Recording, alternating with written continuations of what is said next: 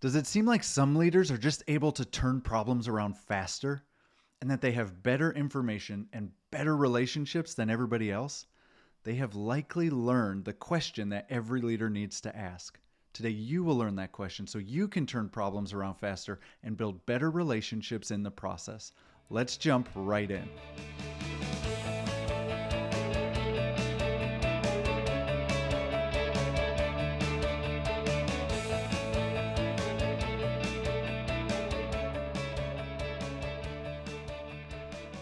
Welcome to the Leadwell podcast, where we give mission-driven leaders principled and practical advice so that you can do just that, lead well. And I'm your host, John Kidwell. I'm here with you every single Tuesday talking leadership, answering questions to give you what you need to lead at your best. Today we're talking about that question that every leader must ask. Now, you've been in meetings just like I have. And without fail, when there is a problem, when something gets off track, when we have to uncover what's really going on, the leader asks, what is going on? We've all been there. We've all faced that. And then sometimes we have the, well, I think it's this, and we're trying to determine based on what we know or don't know. And sometimes we just have to say, I don't know. Let me go figure out what is going on so that I can tell you. Well, here's what I figured out. When I was in one of those meetings, all of us always had the, I don't really know, I need to go figure out, except for one person. She always knew what was going on. She had information that none of the rest of us had. And honestly, most of the time, she already had her team working on a solution. They were already making forward progress. So I connect with her after that meeting and I just say, what do you do? How do you get this information? What is actually going on that gives you what you need to show up there and not say, like me, like everybody else, every single time, I don't know, let me get back to you. Because she's basically condensing the turnaround time by 2 weeks, right? And her team loves her. So what is she doing? She says, I learned how to ask the second question. And that is it. That is the question that every leader must ask. It's the second question. It's not what's going on. It's the question that comes after you learn what's going on. As leaders, we oftentimes get that wrong. We shut it down. We turn it to a blame, to a discovery. We try to get to accusation and uncovering where everything went wrong before we figure out what in fact is the problem. So we're going to walk through how to ask the second question as a leader so that we can turn things around faster, build better relationships, and build action plans that actually work to solve the problem that we are facing. So how do we ask the second question? There are 3 parts. When you're asking the second question, number 1, you pull the thread. Number 2, you avoid accusations. And number 3, you get to action. How do we pull the thread? And what does that mean? If I'm asking the second question, what's going on? To the second question, here's what we want to think about with pulling the thread. Be curious. The way that you build a deeper understanding is to be curious, not to make the assumption that you know what's going on based on what they already tell you, right? So let's just play it out in one of these scenarios of what that might look like. There's a marketing plan. Someone comes in for a one-on-one. And now it's your turn to say, hey, how's it going with the marketing plan? And they say, it's actually a little bit off track.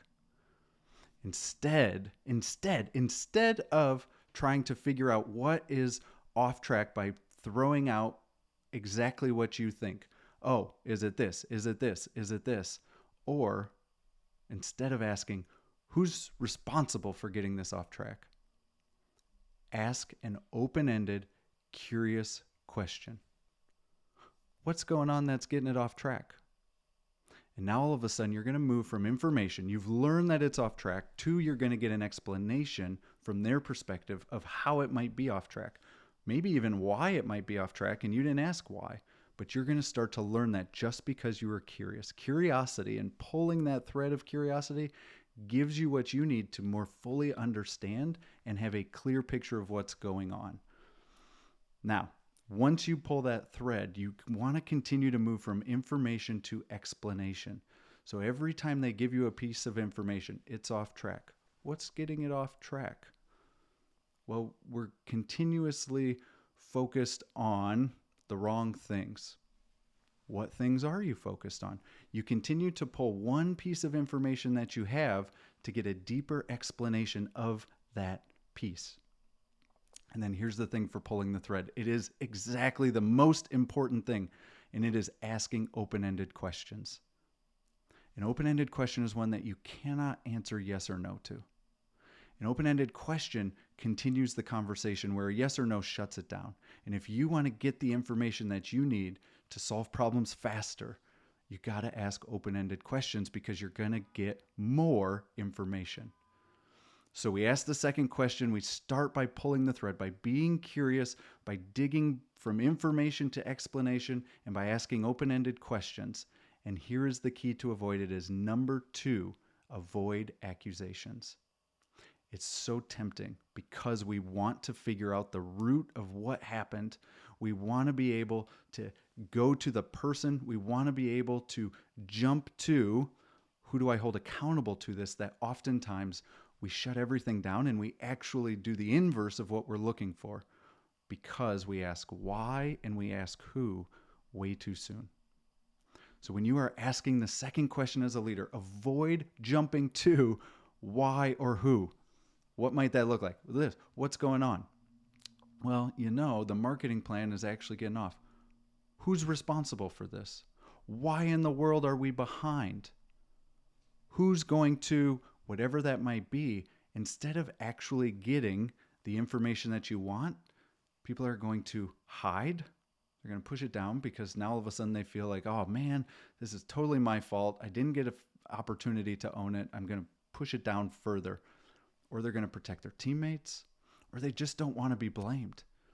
And if we jump too soon, right? Too soon, not saying we don't ever get there. I'm just saying if we jump too soon to accusations, we're never actually going to get to the information, because we're going to get stuck on the individual. So avoid why, avoid who. Instead, ask what, where, when, how. Those are open-ended questions that avoid the accusations.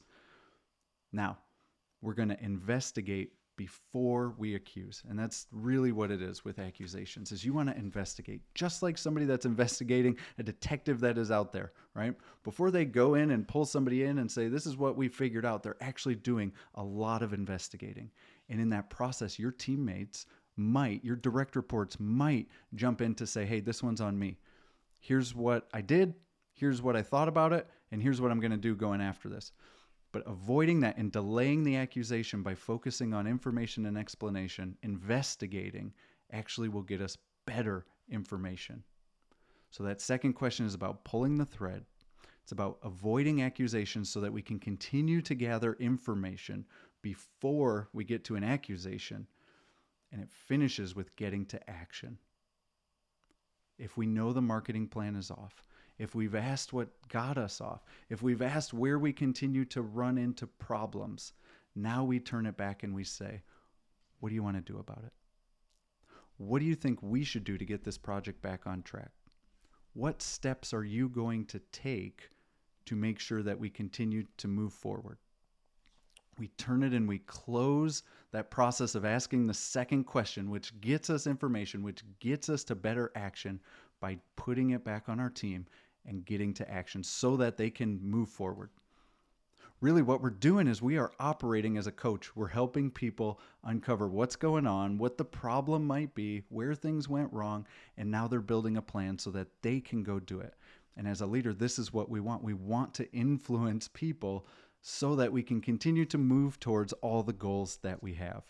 And you can do that as a leader by asking the second question, the question that every leader must ask, the one that pulls the thread, the one that keeps people out of the hot seat but gets us the information we need and ultimately gets us to action so that we can move through these problems faster, so that we can build and maintain better relationships in the process, and so that we can build actionable plans that are actually going to move us towards what's possible.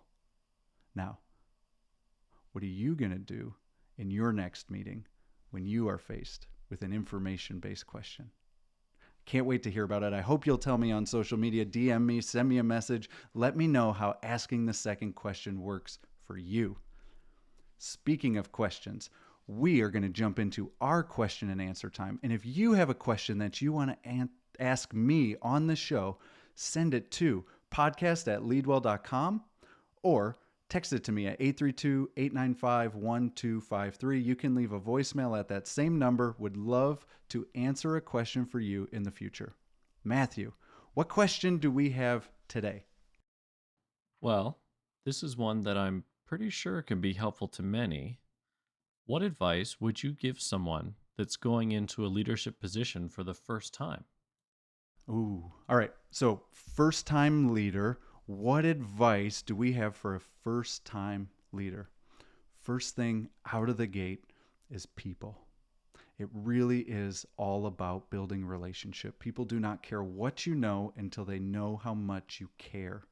You are likely promoted because you're very good at your job. You're a hard worker. You've shown that you can deliver results. You are very, very skilled. And we need to build that relationship because there's been a huge shift. You've gone from a peer, you've gone from, a direct report, you've gone from one position to another position. So first up is building relationship, because if you do not, the only thing that you have to influence people towards the goals that you have is that position that you've just been promoted into. And it's the least effective. You might get some short-term results, but you're not going to win in the long run.